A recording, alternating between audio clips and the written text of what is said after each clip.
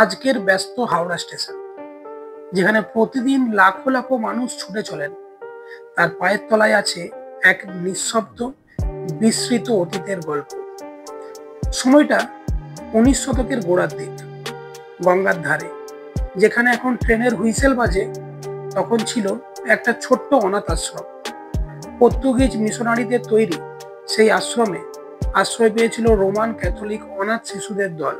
দেওয়ালে ছিল প্রার্থনার প্রতিধ্বনি, উঠোনে ছিল শিশুদের হাসি, আর বাতাসে ছিল নির্ভরতার স্পর্শ।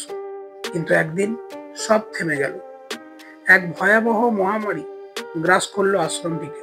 হাসির সুর থেমে গেল, প্রার্থনার শব্দ নিঃশব্দে মিলিয়ে গেল বাতাসে। জমিটা পড়ে রইল ফাঁকা, নিঃস্ব, নিঃশব্দ। মিশনারিরা অনেক চেষ্টা করলেন জমিটা বিক্রি করতে, কিন্তু তখনও তারা জানতেন না ইতিহাস তাদের জমিকে বেছে নিয়েছে নতুন এক অধ্যায়ের জন্ম দিতে। 1851 সাল, ইস্ট ইন্ডিয়ান রেলওয়ে কোম্পানির প্রধান ইঞ্জিনিয়ার জর্জ টার্নবুল তুলে ধরলেন এক নতুন স্বপ্ন, হাওড়ায় এক রেল স্টেশন তৈরি করার প্রস্তাবনা। প্রথম পরিকল্পনা নাকচ হলেও 1852 সালে যখন আবার সেই পরিকল্পনা সামনে আসে, ব্রিটিশ প্রশাসনের দরজা খুলে যায়। নির্ধারিত হয় বাজেট 2.5 লক্ষ টাকা, মানে 2.5 লক্ষ টাকা।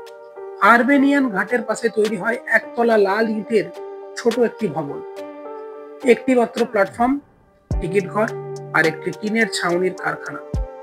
শেষমেশ এলো সেই ঐতিহাসিক দিন, 15ই আগস্ট 1854, সকাল 8টা। প্রথমবারের মতো হাওড়া থেকে হুগলির উদ্দেশ্যে যাত্রা শুরু করলো একটি ট্রেন। 8টি কামরা, 3টি প্রথম শ্রেণীর, 2টি দ্বিতীয়, 1টি তৃতীয় শ্রেণীর, আর একটিতে ছিল গার্ড। এই কামরাগুলি তৈরি হয়েছিল কলকাতার বুকে। টিকিটের জন্য আবেদন করেছিলেন হাজার হাজার মানুষ, কিন্তু কেবল কয়েকশো মানুষ পেয়েছিলেন সেই সৌভাগ্য। হাওড়ার ছোট্ট প্ল্যাটফর্ম যেন উৎসবে ফেটে পড়েছিল। তবুও এই যাত্রার সময় হাওড়া ব্রিজ ছিল না। যাত্রীরা গঙ্গা পেরোতেন লঞ্চে, যা ছিল রেলওয়ে টিকিটেরই একটি অংশ। সেই পুরনো পদ্ধতির অবসান ঘটে 1886 সালে, যখন তৈরি হয় পন্টুন ব্রিজ। আজ হাওড়া স্টেশন কেবল একটি ট্রানজিট পয়েন্ট নয়, এটি একটি নিঃশব্দ অনাথ আশ্রমের স্মৃতি, এক মহামারীর গভীর ক্ষত, এক স্বপ্নের জন্মস্থান। এই গল্প আমরা অনেকেই জানি না, কিন্তু এটাই আমাদের গর্বের ইতিহাস।